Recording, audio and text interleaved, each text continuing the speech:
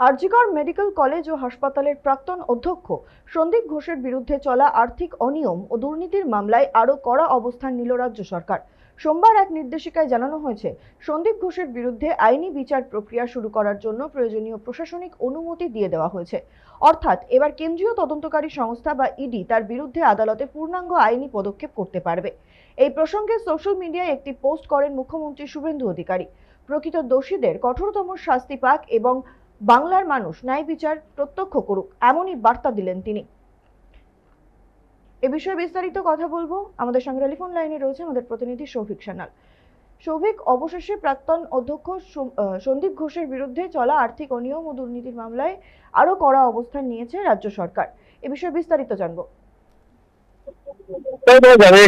Medical college ও হাসপাতালের প্রাক্তন অধ্যক্ষ সন্দীপ ঘোষের বিরুদ্ধে চলা আর্থিক অনিয়ম ও দুর্নীতির মামলায় আরো কড়া অবস্থান নিল রাজ্য সরকার।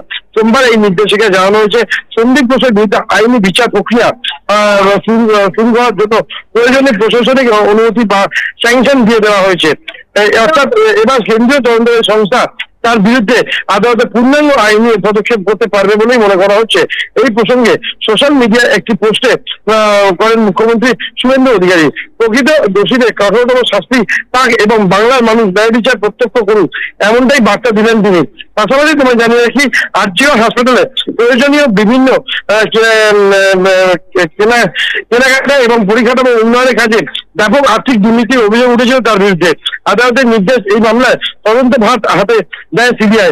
তালা থানা নথিভুক্ত হওয়া অভিযোগ এবং পরবর্তীকালে সিবিআই এসিবি অর্থাৎ অ্যান্টি কারাপশন ব্রাঞ্চের শাখার তদন্তে সন্দীপ ঘোষের বিরুদ্ধে একাধিক তথ্য প্রমাণ উঠে আসে।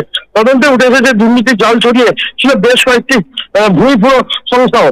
মা তারা ট্রেডার্স, এশিয়ান ক্যাফে এবং খামার মতো সংস্থাগুলির মাধ্যমে সরকারি কোষাগারে টাকা নয় করার অভিযোগ উঠেছে তার বিরুদ্ধে। এই এবং ভারতীয় দণ্ডবিধি 120 দিয়ে এবং 420 ধারায় তার বিরুদ্ধে অপরাধমূলক ষড়যন্ত্র ও প্রতারণার অভিযোগ আনা হয়েছিল। সেই মতোই কিন্তু আজকে তার বিরুদ্ধে যে আইনি প্রক্রিয়া, সেই আইনি প্রক্রিয়া শুরু করার নির্দেশ দিয়েছেন রাজ্য সরকার। অর্থাৎ রাজ্য সরকারের যে আধিকারিকরা রয়েছে তারা, এবং শুভেন্দু অধিকারী তিনি কিন্তু পরিষ্কারভাবে জানিয়েছেন কোন রকম কোনো দোষীরা ছাড় পাবেন না। সেই মতোই তারা কিন্তু যে তদন্ত, সেই তদন্ত প্রক্রিয়া চলবে। ধন্যবাদ সঙ্গে থাকার জন্য। আরজিকর মেডিকেল কলেজ ও হাসপাতালের প্রাক্তন অধ্যক্ষ সন্দীপ ঘোষের বিরুদ্ধে চলা আর্থিক অনিয়ম ও দুর্নীতির মামলায় আরো কড়া অবস্থান নিল রাজ্য সরকার। সোমবার এক নির্দেশিকায় জানানো হয়েছে, সন্দীপ ঘোষের বিরুদ্ধে আইনি বিচার প্রক্রিয়া শুরু করার জন্য প্রয়োজনীয় প্রশাসনিক অনুমতি দিয়ে দেওয়া হয়েছে। অর্থাৎ এবার কেন্দ্রীয় তদন্তকারী সংস্থা বা ইডি তার বিরুদ্ধে আদালতে পূর্ণাঙ্গ আইনি পদক্ষেপ করতে পারবে। এই প্রসঙ্গে সোশ্যাল মিডিয়ায় একটি পোস্ট করেন মুখ্যমন্ত্রী শুভেন্দু অধিকারী।